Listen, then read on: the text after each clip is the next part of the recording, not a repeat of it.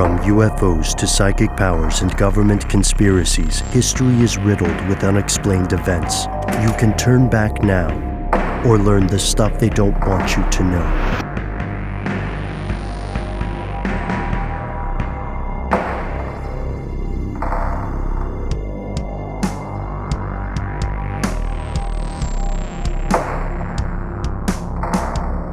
I just want to preface this. This story is both delightful and then ultimately is going to end in a place that is very, very fascinating and valuable to the human race, especially, you future people now who have remained in the ashes of civilization that now surrounds you, one might assume. It's possible. It could go a different way. We don't know. We're just rolling the dice here. I mean, we're just, no one can predict the future, but you can make your best guess. So, I'll just get right to it. Nabisco, right? They make all kinds of delightful confections, treats, junk food. No, let's not malign it with that term. Delightful cookies and things. And one of their most popular brands and delightful confections is Oreos, which I think Oreos sort of stole it from the older version of it that was called Hydrox, if I'm not mistaken. And then Oreo is just better branding. But we know what an Oreo is. It's 2 chocolate cookies sort of stamped with these cool little kind of filigreed markings. Have you ever really examined an Oreo cookie closely? It's very Baroque looking, the outside of the cookie. And lots of ridges. Looks like a weird ancient coin or something. You're going to talk about that double cross symbol? Oh, branded on every Oreo. Are you serious? Yeah, dude. Nabisco's logo has the famous double cross on it. Okay. All right. Well, maybe that's a discussion for a different day.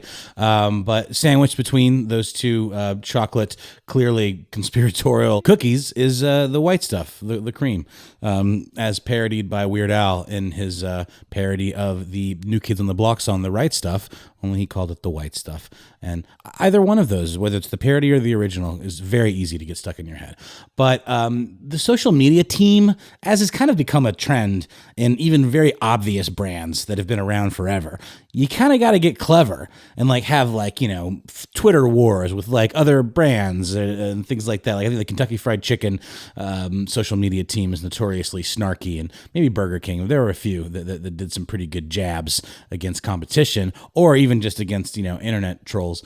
But the Nabisco social team is no exception, and they were looking around on the internet for things that people were saying about Oreos. And apparently somebody tweeted about this potential meteor event that people are referring to as the Election Day meteor that could potentially come into contact with the Earth on the 3rd, on or around the 3rd of November, Election Day. And someone tweeted oh man, there's this meteor coming. Who's going to protect the Oreos? What's going to happen to the Oreos?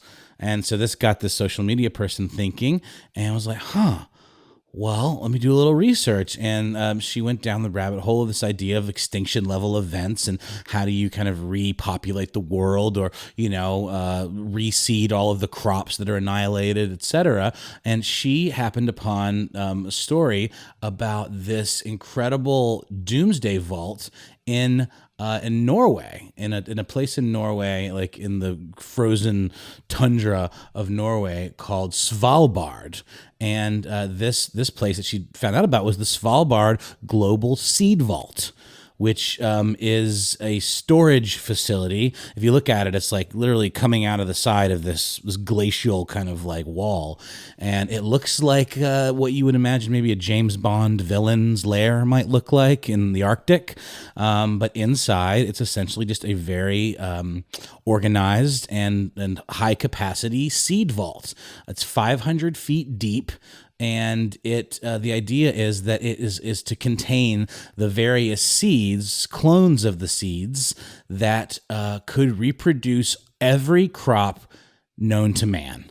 that is currently relied on in the planet. And so it's an international affair where all these other, countries are participating and sending along their seeds. And the capacity of the vault is 2.5 billion seeds, and 500 copies of each seed. And it's the coolest looking place. I couldn't recommend it highly enough just to check out just the visual of it. It's got these neat kind of glowing, like almost like meter kind of lights, like you might see in like a server closet, but it's all peeking up above the snow. And so Nabisco's social team saw this and goes, okay, well, if they can do that for like seeds, we should be able to do that for like a single type of cookie that we make.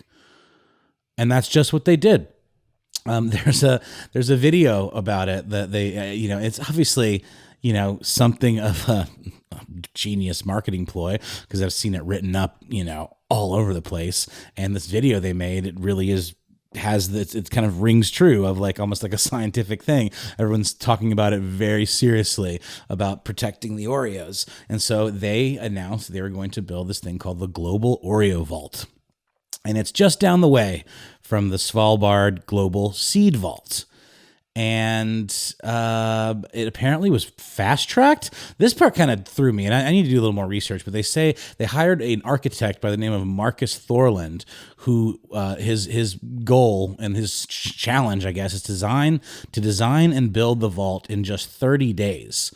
The Seed Vault took over 2 years. So one would assume that they don't need to store as many Oreos as they do seeds. But then again, Oreos are larger than seeds. So that's more details on that to follow, hopefully. But this is neat. The Oreos are stored in these like really cool space age Mylar packages. They make a point in the video of mentioning that they can withstand temperatures of minus 80 degrees to 300 degrees Fahrenheit. And it locks out moisture and air. And each of them come with a test tube of powdered milk. And they have a tweet where it says, the Global Oreo Vault contains Oreo packs wrapped in protective Mylar, talks about the temperature, tubes of powdered milk, just add snow and enjoy. Secret Oreo recipe, by the way. That's another thing that's going to be contained in here, the secret Oreo recipe. Yeah. Wow. So, well, I don't know, marketing genius, a waste of resources. Arguably. I don't know. What do you guys think? Yeah. I think it gives me the opportunity to say snack apocalypse, which is wonderful. I do have a couple of interesting things. So longtime listeners, you know that we've earlier done some work on the Doomsday Vault, which is, I think, a fantastic idea. Doomsday Vaults are like hoarding in a useful way. And, right. And we should do more of that. We have these repositories. As far as Oreo themselves, genius marketing move.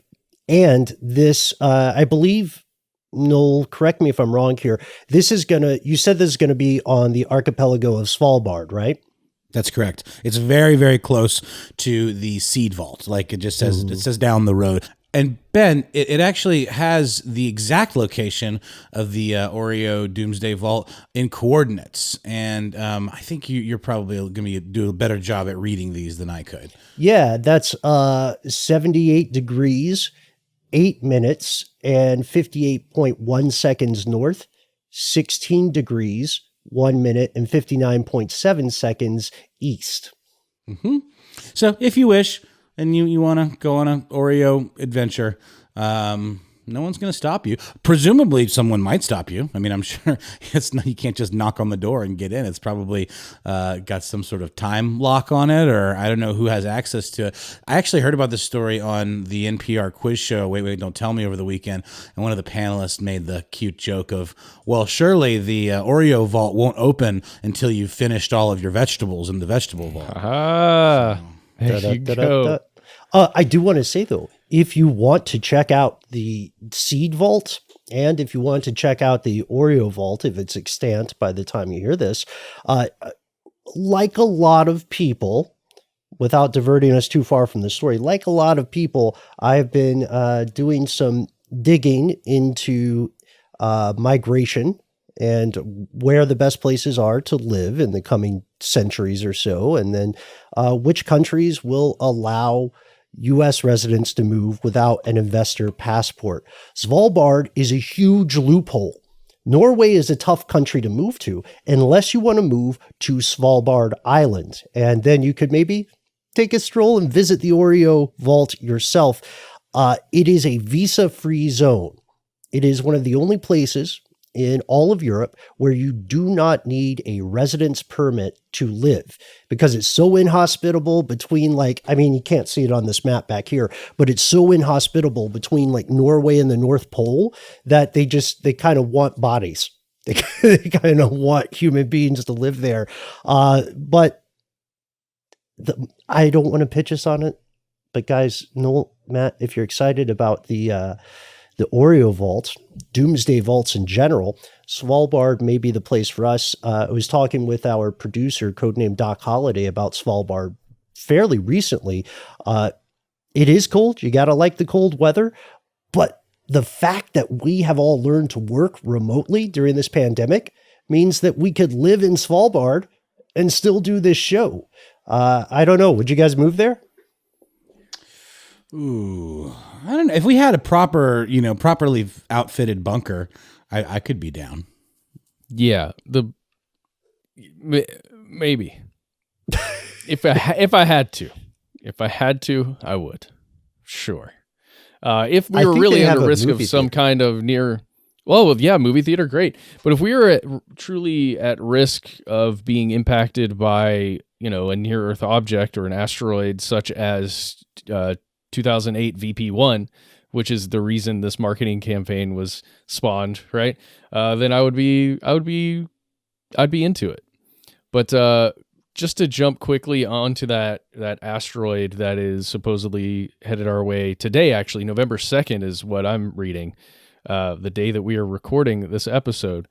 It is coming very close to impacting Earth, but there's a very small likelihood that will actually occur.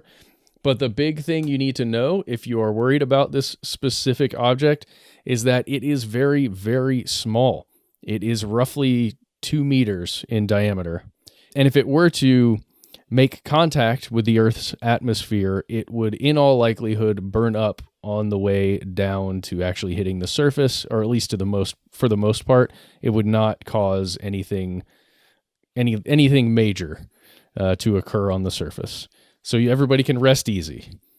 But I think they were even saying, like, if, I think it was like 1 in 243 chance that it would even graze the atmosphere, and if it did, it would be vaporized. Yeah, it would just go poof. Yeah. But just remember that there are hundreds and hundreds and perhaps thousands, actually definitely thousands of near-Earth objects that we haven't even mapped yet, that we don't even know are out there, that are flying around us extremely fast. And a lot of them are huge and could potentially cause major damage / extinction. Earth's career in space is like being the main character in a jump scare horror film when it comes to near-Earth objects, because we don't see them until they're like right there. And then we have the jump, and then we're like, oh, whew, that was a close one. All right, everybody, continue on. And we'll just keep playing this terrible, brutal cosmic lottery, which is what it is. Did we talk about the size of the asteroid? Roughly 2 meters. Yeah, I just saw Neil deGrasse Tyson referred to it as refrigerator sized, which I appreciate. Gives you kind of a visual there. What would be the worst case scenario for a space rock like that? Let's say, like, perfect, the stars aligned, pun completely intended, and it crashed through, or what would happen? Like, if it was that size, it would obviously cause a ruckus wherever it hit, but it wouldn't like be a extinction event or anything like that, right? No, it would not. No. And a significant amount of the mass on any near-Earth object that is entering the atmosphere will burn up, as it's hitting, or at least you can never say a proportion of the mass of the object, but an amount of mass will be stripped from whatever object enters the atmosphere at speed like that. And since it is only refrigerator sized. That's why the thinking is most of it would just poof into really its chemical makeup. But if you get anything over 140 meters in diameter, that's what's considered basically a planet killer or an extinction level object. Again, if it's perfect. Like if we walk through the statistics, probably the most dangerous thing. First off, I have to say this for all the non-Americans in the crowd. It is hilarious. I've said this before, but it's just hilarious the lengths we will go to in this country to avoid using the metric system. We can't say we're like it's a refrigerator, or it's like a deep freezer that also has a toaster on top. Don't bother thinking in meters. But anyway, yeah. So one of the worst things that could happen, and one of the most unlikely things that would happen, is for this to somehow perfectly hit a man-made functioning satellite and knocking that satellite. The odds against that are tremendous, just because of the space and the speed involved. But if that happened, it could knock out a communications network. It could knock out whatever creepy stuff governments are doing in violation of the UN treaties out there in space. If it makes it to Earth, and like you said, Matt, a lot of it'll burn out, so it wouldn't necessarily make it as a single object. It would make it as increasingly particulate. Not aerosol, but you know what I mean? It would crumble up. It'd be buckshot. Yeah, that's a good analogy. The odds are overwhelmingly likely, if it's just coming from any point in space around the planet, the odds are overwhelmingly likely that it would hit the water, which covers 71% of the planet's surface. So the odds are good that it wouldn't hit like a mass metropolis. But then once you get past, to Matt's point, once you get past that 140 meters size, then the conversation becomes much different, because something of that size, if it hit the atmosphere, if it graduated the atmosphere and managed to hit the planet, it could potentially cause disastrous effects regardless of where it landed, in terms of like natural disaster, in terms of flooding, tsunami, loss of life. But I'm sure there are a lot of us listening today saying, damn, this will be the year for it. Get those Oreos in storage. Yeah. Well, and think about what it would mean to humans just several hundred years ago. Like what a harbinger this would be, to have an asteroid coming over as power is, changing hands. Yeah. I mean, it's just really interesting. Yeah, Neil deGrasse Tyson put it real succinctly, as you kind of have to do in a tweet. He said, "It's not big enough to cause harm, so if the world ends in 2020, it won't be the fault of the universe." Yeah, I mean, when it comes to world-ending decisions, right now, human beings are the honor students, and have been for quite a while. Mm-hmm.